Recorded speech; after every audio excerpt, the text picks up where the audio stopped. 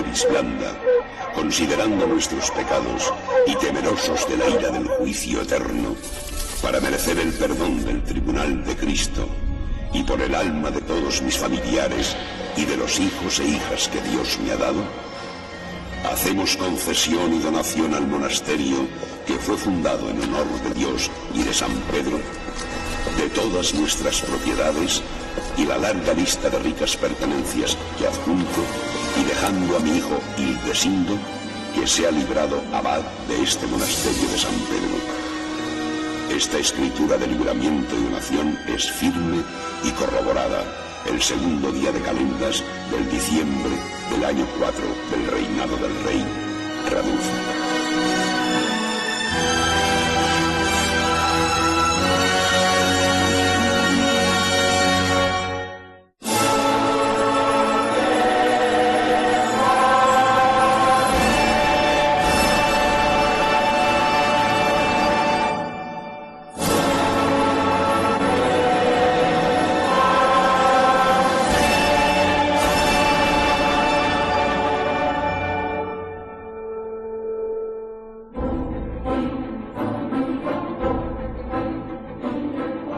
San Pere de Rodes está situado en la punta de la cadena pirenaica a orillas del mar Mediterráneo.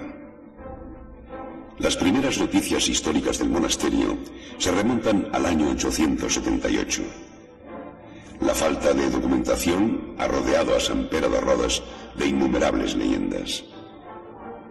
La más antigua relata que en tiempos del Papa Bonifacio IV fueron trasladados desde Roma la cabeza y un brazo del apóstol San Pedro para librarlos de la profanación de los persas y caldeos, escondiéndolos donde hoy se levanta el monasterio. Rodeado por un cinturón de torres y montañas que lo defendían de la piratería de la época, San Pere tiene en la iglesia su monumento más importante. Esta consta de 3 naves, un transepto y 3 ábsides de trazo parabólico. Toda la iglesia está cubierta con bóveda, la nave principal con bóveda de cañón y arcos torales reposados sobre una serie de columnas superpuestas. Cuando hablamos del mundo monacal occidental, la referencia básica es sin duda las reglas benedictinas, fuente de inspiración de innumerables órdenes. San Benito de Nursia redacta estas reglas en la primera mitad del siglo VI. Este compendio de sugerencias prácticas para la convivencia de una vida en comunidad espiritual hizo posible el engrandecimiento de San Pere de Rodes, primera frontera espiritual del mundo cristiano en la península. Llevando como consigna de vida el ora et labora, los monjes, apoyados por la nobleza, extendieron sus dominios a baronías y granjas conquistadas con la expulsión de los musulmanes, desarrollando a la vez su gran capacidad intelectual, siendo los autores de innumerables manuscritos que se conservan hasta la actualidad. No importaban las condiciones ni la forma en que se debía trabajar. No había obstáculos a la hora de defender la frontera de la fe. El noble Tasio y su hijo Hildesindo, primer abad del monasterio, entre el 926 y el 945, convirtieron a San Pere de Rodes en grande y prestigioso. Sus famosos jubileos santos, que duraban 8 días, atraían a miles de peregrinos de otras tierras, lo que significaba un intercambio cultural importante y sin duda el fortalecimiento de la fe cristiana.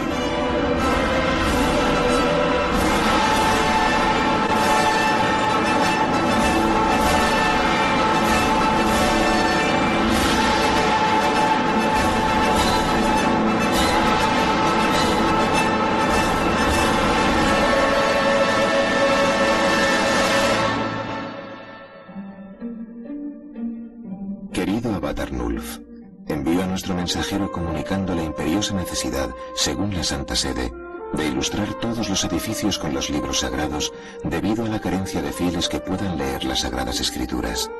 No hay espacio en el monasterio que se resista a buriles y cinceles de los artistas, porque su obra tiene la función del lenguaje. Dios bendiga a Santa María de Ripoll, Padre Abad Hildesindo, San Pere de Rodes.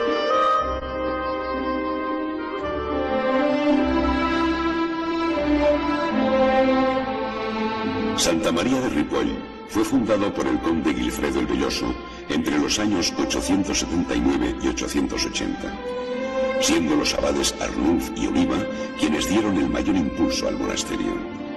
El portal, que es una obra del siglo XII, conjuga pasajes del Antiguo Testamento y los ancianos del Apocalipsis con imágenes del Salvador. También exalta las figuras de los condes Ramón Berenguer III y IV, que culminaron la conquista de los territorios musulmanes en el Poniente. Ripoll fue cuna y apogeo del desarrollo artístico y cultural de la época.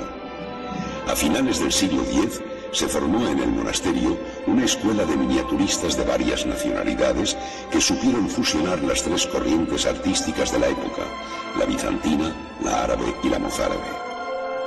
En 1835 desaparece la vida monacal, siendo saqueado y quemado. 50 años después, en el 1886, comienza la restauración por el arquitecto Elias Rougent, finalizando la obra en 1893.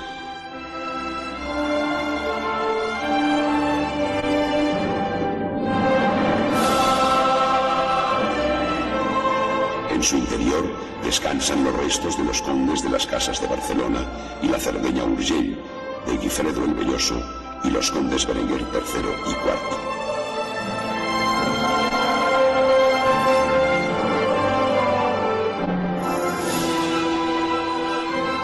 El monasterio conserva, pese a las restauraciones, muchas de las riquezas de su época de esplendor. Sin duda, una prueba más de la lucha del hombre por conservar la fe.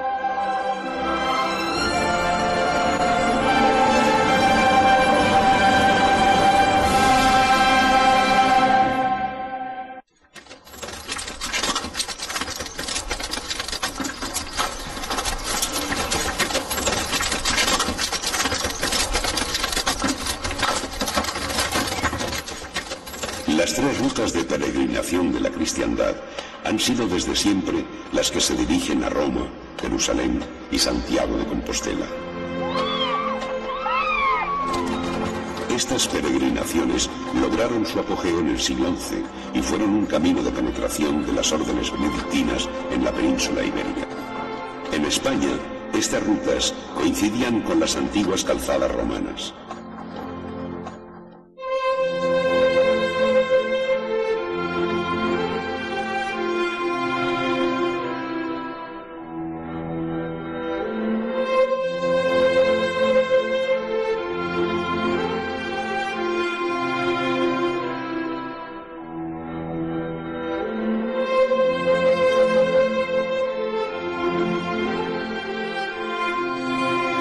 Los devotos, en su camino hacia Finisterre, el fin de la tierra, lograban lugares de albergue y recogimiento a su largo trayecto cristiano.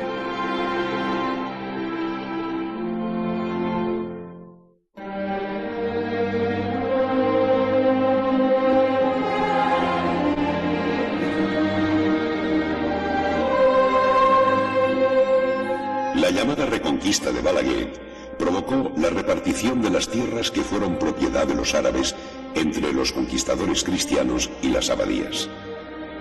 Con el objeto de prevenir nuevas invasiones de los musulmanes, se exigió la protección y fortificación de la frontera occidental en Cataluña, construyendo castillos e iglesias en los valles cerrados de los Pirineos, cercados entre montañas y de difícil acceso.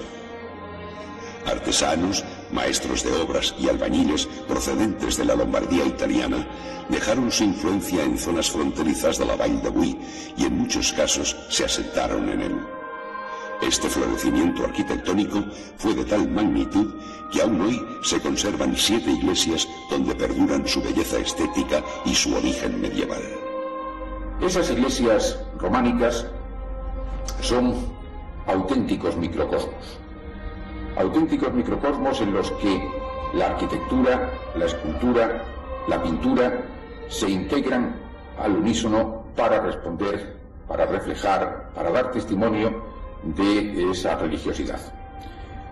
Los capiteles, las pinturas, tanto las de la zona del Pirineo como las de la zona castellana, son un magnífico ejemplo, todavía en nuestro tiempo, de cuál era el modo de pensar de ese hombre medieval, románico, que se veía un tanto atenazado, preocupado por la presencia de un Dios justiciero, de un Dios que le iba a premiar, o quizá más bien a castigar, según fuera su actuación en este mundo.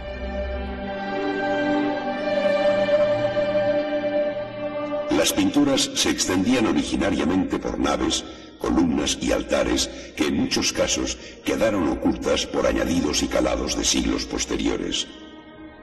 El Cristo Pantocrátor, santos, apóstoles, animales fantásticos, demonios y juglares, en combinación con escenas profanas y religiosas, hacen excepcionales las pinturas de Boix. La principal función de la pintura y escultura de la época no es la decoración, sino transmitir un profundo mensaje religioso y así traer hasta sus fieles el mundo celestial. Los maestros conseguían hábilmente que todo el templo, las líneas arquitectónicas, la escasa iluminación y las pinturas crearan un ambiente que transportaba a otra dimensión que derivaba en su misión por temor a perder la vida eterna.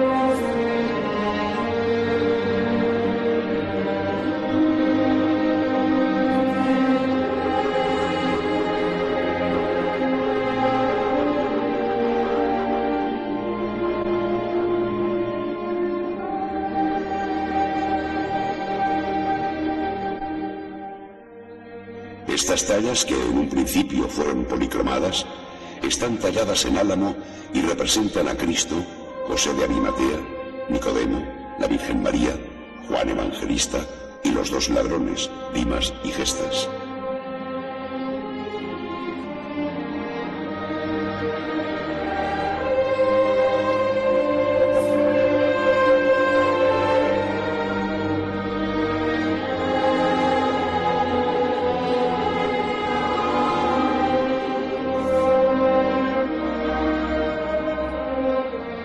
Los campanarios de las iglesias de la Vall de Boix representan los centinelas de los fieles llamándolos a vigilia, oración o muerte.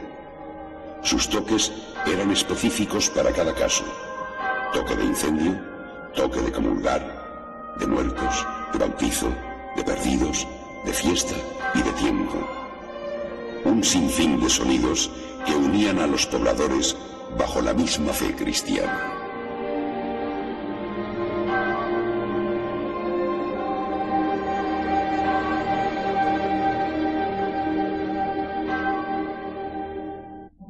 Señor Suero Quiñones, como nosotros dos, verdaderos caballeros y hermanos de armas, sabemos que en el paso del puente Órbigo, camino de peregrinación a Santiago, habéis hecho una empresa de armas por la cual quien va en busca del santo perdón debe batirse para vuestro deleite. Os ofrecemos, en nombre de Dios, romper todas las espadas que utilizáis y así ganar el perdón eterno. De no ser así, cumpliremos con vuestro reclamo, y como caballeros que somos, terminaremos la jornada en la taberna.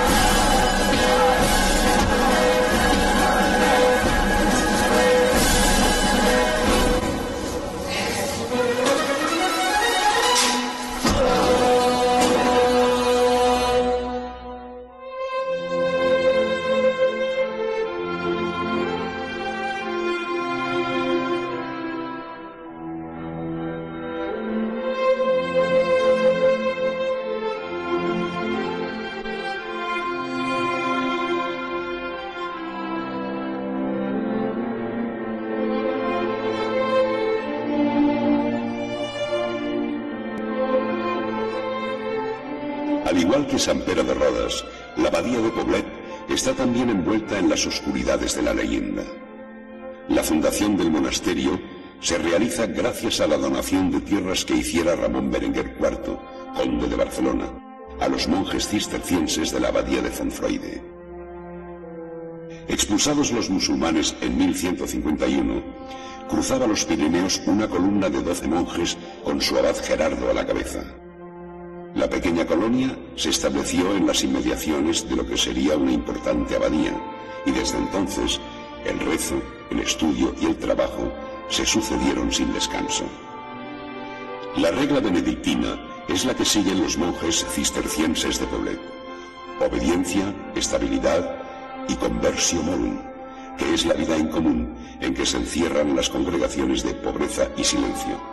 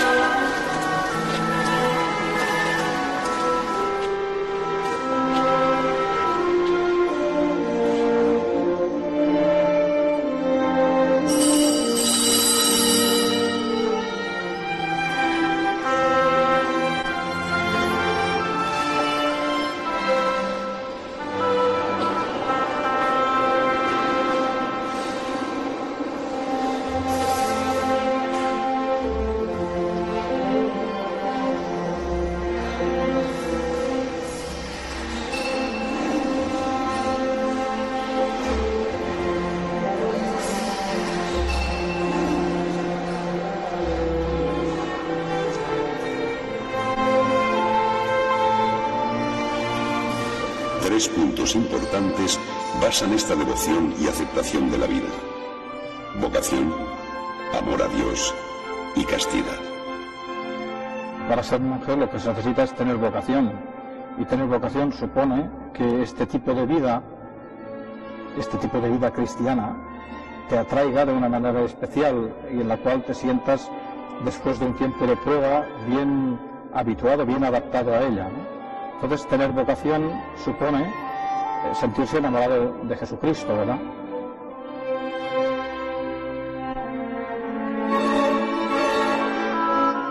Bueno, los hombres también somos de carne, todos los monjes somos de carne y de huesos igual. Y claro, vivir en la vida monástica no quiere decir que ya tengas la castidad ya totalmente solucionada. Tienes que luchar, tienes que combatir, tienes que identificarte con el voto que has hecho, ¿no?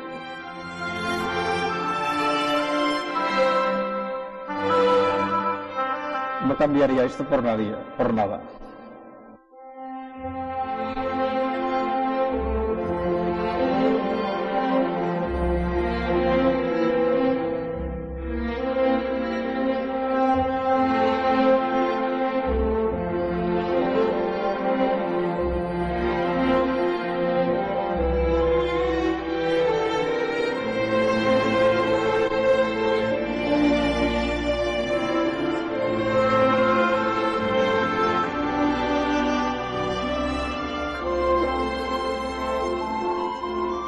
En la sala capitular se presentan los asuntos importantes de organización y gobierno.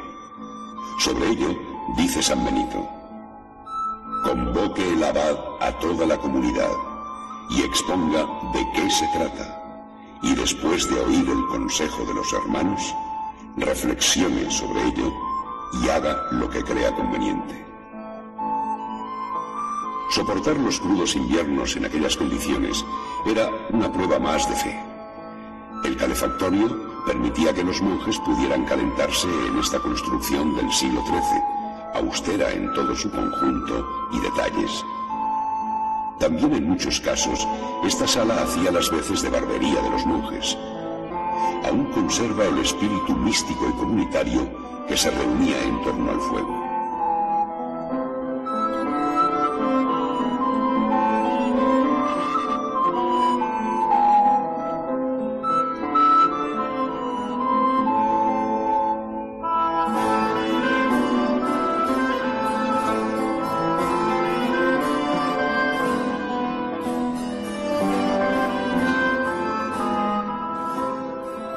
La impresionante riqueza artística de la Iglesia Mayor de Poblet hace imposible detallar toda su obra y su contenido histórico. No obstante, podemos decir que tiene forma de cruz latina y está orientada, como es de ritual, con el ábside dirigido al este.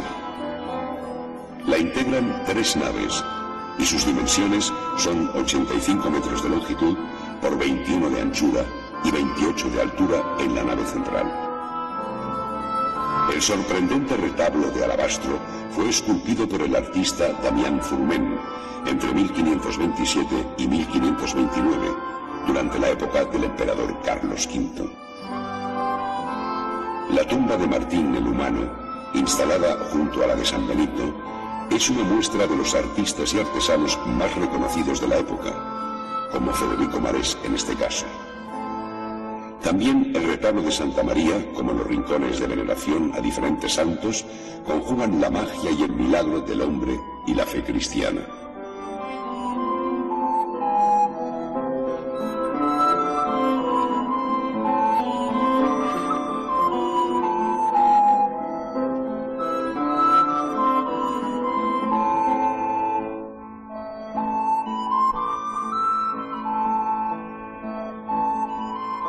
Aún quedan vestigios de su magnífica policromía, lo que nos hace imaginar la maravilla visual que debían disfrutar los pobladores de entonces.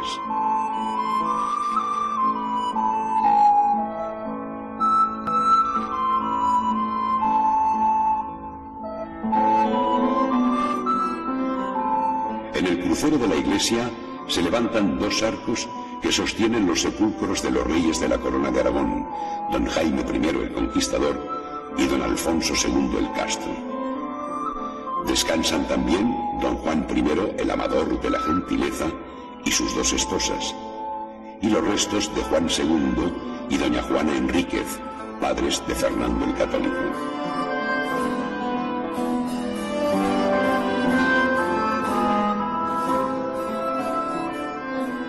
La escultura gótica exhala un halo de vida. A diferencia del románico, la escultura no depende del espacio arquitectónico donde se ubica, es independiente. Por eso, las actitudes y los gestos son más naturales y más realistas. Las esculturas, en definitiva, se humanizan. Así, nos acercan al naturalismo y tienen una estética más próxima a la sensación que a la razón. En los pliegues de la ropa vemos que el moldeado y la composición quedan libres y están inspiradas en el mundo natural. Por ello, las figuras transmiten dulzura, belleza y deseo de vivir. Poblet, declarado Patrimonio de la Humanidad por la UNESCO, es sin duda una de las maravillas del mundo. Guardián de la fe, la cultura, el arte y la historia.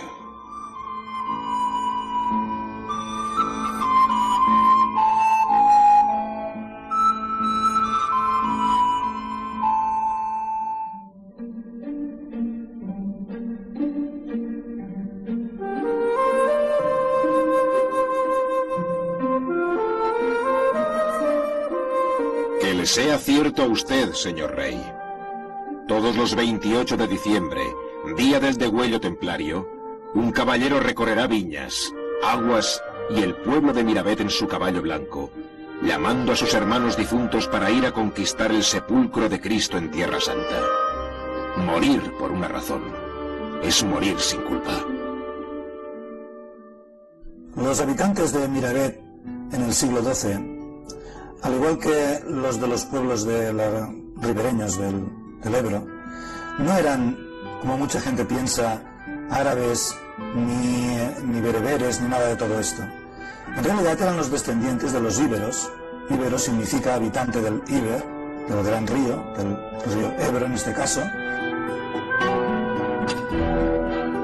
La importancia estratégica de Miravet residía, como en todas las fortalezas, en el control total del territorio. Sin duda, controlar la puerta del Ebro era garantía de seguridad. Una geografía abrupta e inexpugnable daba el poder máximo a los templarios. Los templarios aparecen en el cristianismo, en el mundo cristiano, a comienzos del siglo XII. después de la primera cruzada, y vienen de la mano de San Bernardo. San Bernardo en aquel momento era el faro del cristianismo, él nombraba y ponía y quitaba papas, era además el abad de los cistercienses, y por tanto, tanto el cister como el temple llegan a la corona de Aragón, a Cataluña, de la mano de San Bernardo.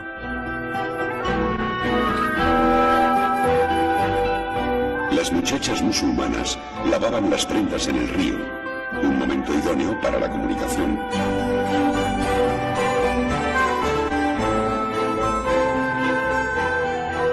El tejer cuerdas para la dura navegación y cañizos para secar las frutas, como ligaduras, y crear objetos de barro de larga tradición musulmana que perdura hasta la actualidad y que hoy representan una importante industria en Miravet, eran las tareas más destacadas de la población.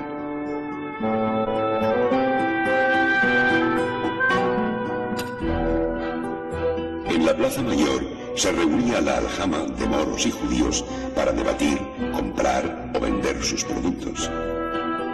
La ajetreada vida de la villa detenía su actividad al paso de los guerreros sagrados. Respeto y admiración para los defensores de la fe.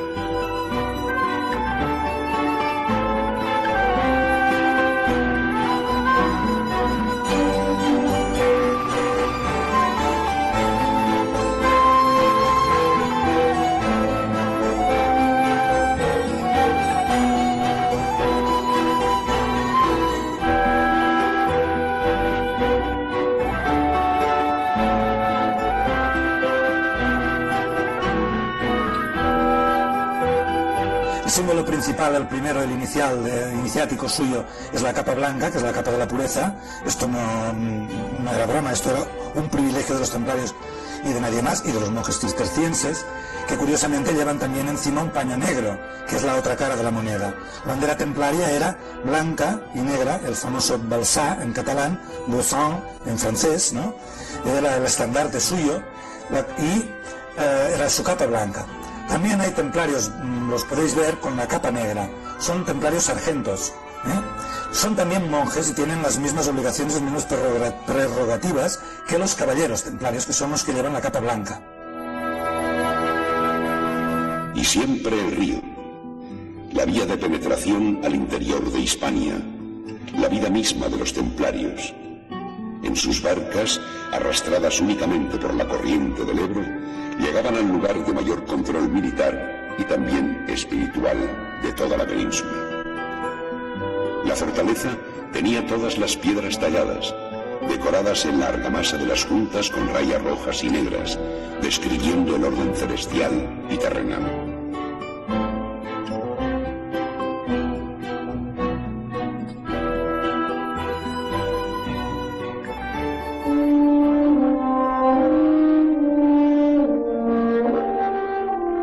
Las alcaparras adornan los viejos muros, bombardeados miles de veces y no siempre correctamente reconstruidos. El refectorio, donde los templarios decidían el futuro de la corona de Aragón, se trata de una obra maestra de mitad del siglo XII, el ejemplo perfecto de la transición del románico al gótico, con ventanas casi planas, una auténtica proeza arquitectónica.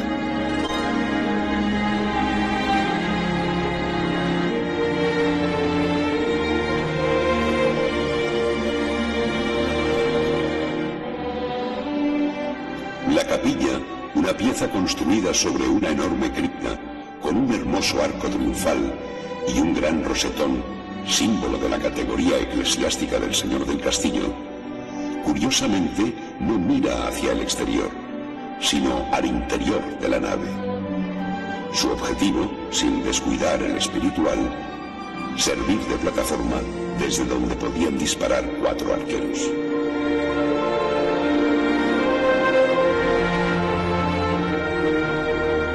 Los templarios jamás dejaron Miravet. En el enorme cementerio del castillo siguen enterrados los monjes caballeros más ilustres de todos los tiempos. Dice la leyenda que todavía deambulan los espectros reclamando su verdadero lugar en la historia. Y aquí podéis ver una manzana de plata con incrustaciones, que son estas manzanas que los reyes, podéis ver en majestad, las llevan en las representaciones medievales. Es una manera es una manzana que aquí le manda el maestro al rey de Cataluña y Aragón, como un símbolo de posesión del poder terrenal. Quien posee esta manzana tiene poder sobre la tierra, sobre lo terrenal.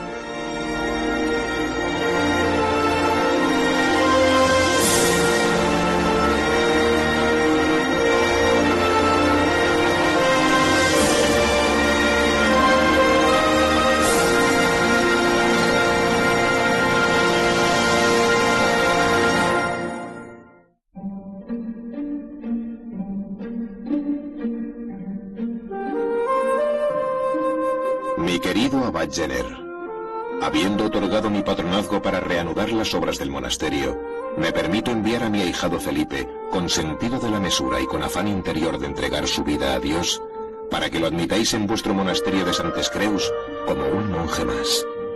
Dios guarde a vuesa merced. Conde Rey Pedro el Grande.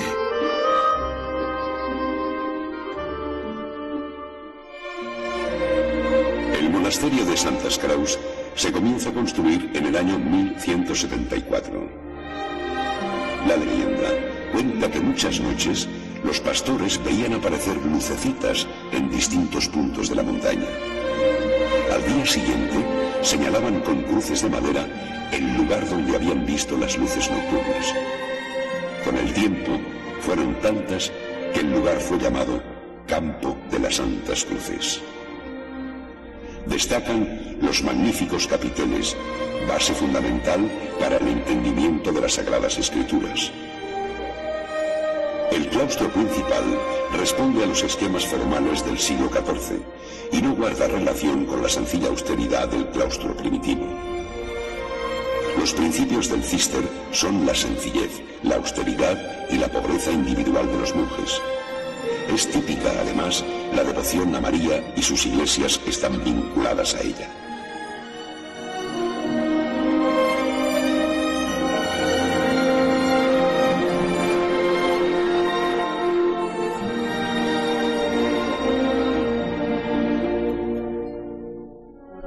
Es imposible concebir una vida comunitaria sin una regla que normalice la convivencia y le dé estabilidad. San Benito, oriundo de Nursia, redactó unas reglas para sus discípulos que fueron adoptadas y en algunos casos modificadas, pero que constituyen el origen del mundo monacal occidental. Él pretendía que el monje debía obediencia al abad, orar, trabajar y profundizar en la lectura divina. Una plegaria que sigue a un trabajo y un trabajo que sigue a una plegaria.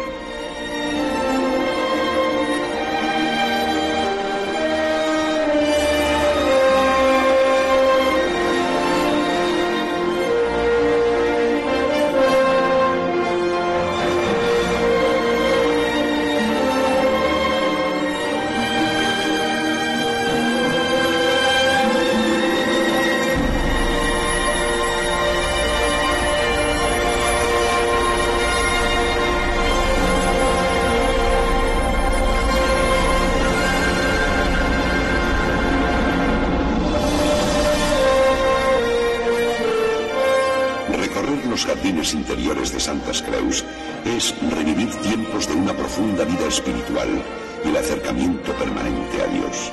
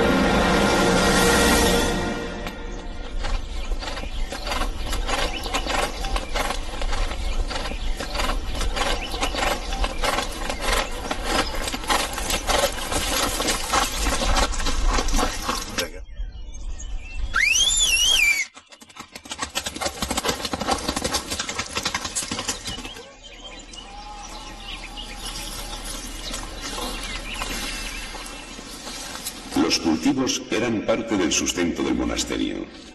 El autoabastecimiento cumplía así una de las reglas. Los monjes no debían salir y así alejarse de las tentaciones terrenales. No obstante, con los años hubo en esto mayor flexibilidad.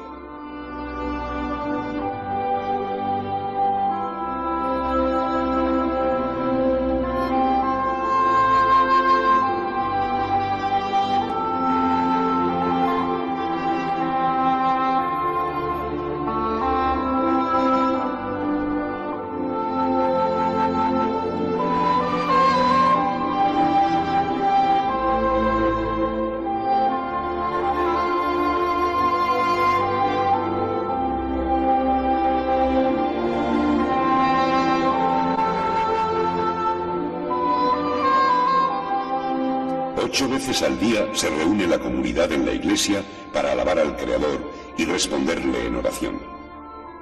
7 plegarias diurnas que son laudes, prima, tercia, sexta, nona, vísperas y completas. San Benito se refiere a las oraciones nocturnas así: en invierno se levantarán a la hora 8ª de la noche, o sea, cuando hace 8 horas que se ha ido el sol, de manera que reposen algo más de la mitad de la noche y se levanten ya descansados. Después de las vigilias, lo emplearán los hermanos que tengan necesidad en el estudio del salterio y las lecturas. En verano, tras la celebración de las vigilias, se dispondrá de un cortísimo intervalo para que los hermanos salgan a los naturales menesteres e inmediatamente seguirán las laudes que deben celebrarse al rayar el alba. San Benito manda en el capítulo 22. Han de dormir en un mismo local, pero si el gran número no lo permite, descansen de 10 en 10 o de 20 en 20, con ancianos que velen sobre ellos.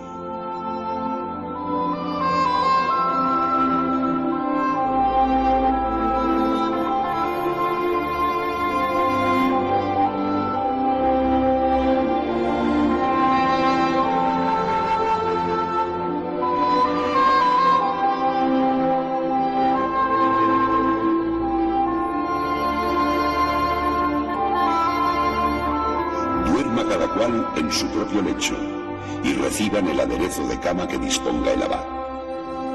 Arda continuamente una lámpara o velas elaboradas por ellos mismos hasta el amanecer. Duerman vestidos y ceñidos, con cintos y cuerdas para que estén siempre listos y, dada la señal, levantarse sin tardanza para la obra de Dios, aunque con toda gravedad y modestia. Los hermanos más jóvenes que no tengan contiguas sus camas, sino entreveradas con las de los mayores. El descanso será pleno en comunión con Dios.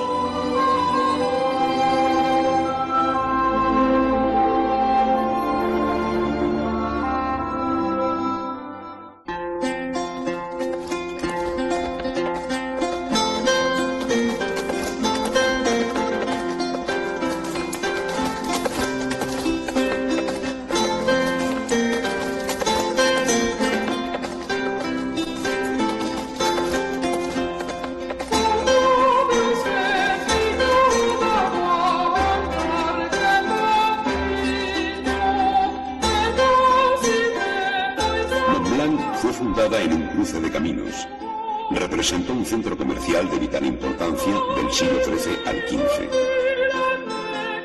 Montblanc ha sido el nexo de todas las poblaciones de la zona, pero fundamentalmente significó el punto de relación entre la comunidad y los monasterios de Poblet y Santas Creus.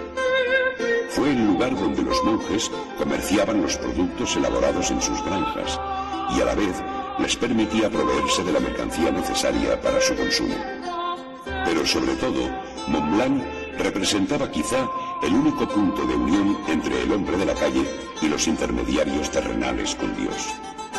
No era extraño encontrar a los monjes en los típicos mercadillos medievales, una forma diferente de acercarse a un mundo casi vedado para la orden de San Benito.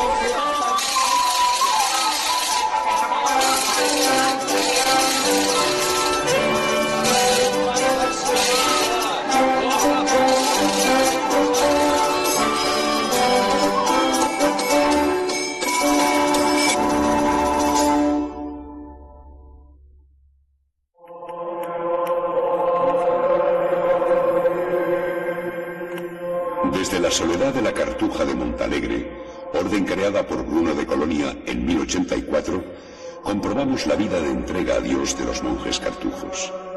En celdas de igual tamaño, con un cubículum donde rezan y meditan, una mesa, una pequeña biblioteca individual, una cama con ligero colchón y una mesa de trabajo, transcurre la vida eremítica de clausura de los monjes cartujos, que les permite la soledad interior necesaria para el gozo del encuentro con la vida eterna. Desde el siglo XI hasta la actualidad, como lo demuestran estas imágenes, toda una comunidad sigue buscando a través del renunciamiento y la oración el contacto espiritual con Dios.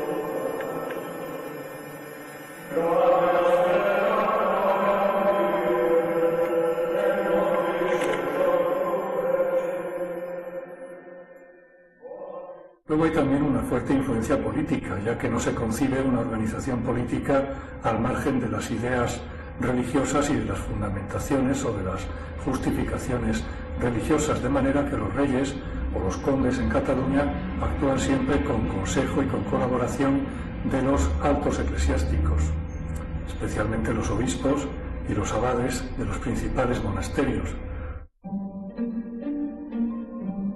Mi querido hermano, según he entendido, vos tenéis un ministrer que toca el echaquier y los pequeños órganos. Y como nos lo deseamos tener a nuestro servicio, os ruego que con nuestra letra lo mandéis a nuestra corte para tan dignas celebraciones. Y le daremos los provechos que obsequiamos a los músicos. Zaragoza, bajo sello secreto, 13 de septiembre de 1388. Vuestro rey, Joanes.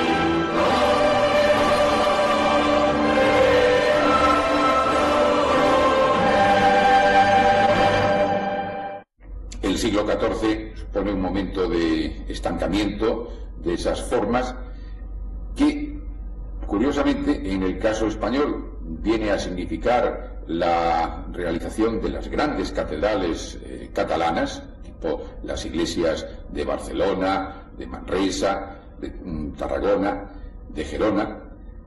Y, por otro lado, nos encontramos con que es un momento de profundos cambios sociales, en buena medida tras la aparición de la peste. La peste se convierte en uno de los 4 jinetes apocalípticos, en realidad, que provoca un considerable descenso demográfico, una gran conmoción social, una crisis económica.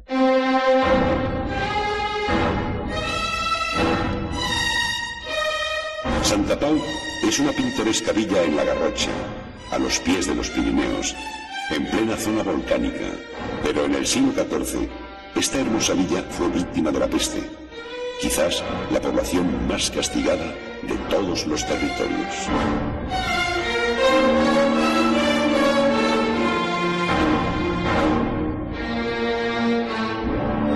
La peste invade Europa. Rápidamente se propaga entre la población debilitada por el hambre, la sequía y las guerras.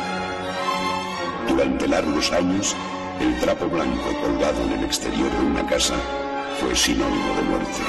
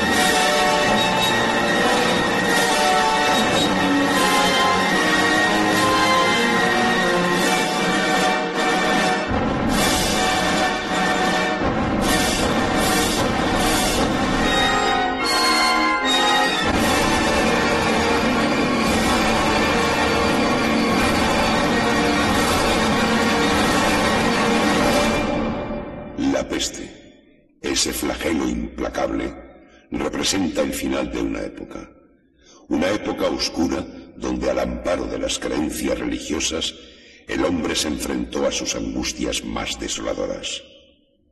Después llegó la esperanza, una esperanza que tuvo un nombre: el Renacimiento.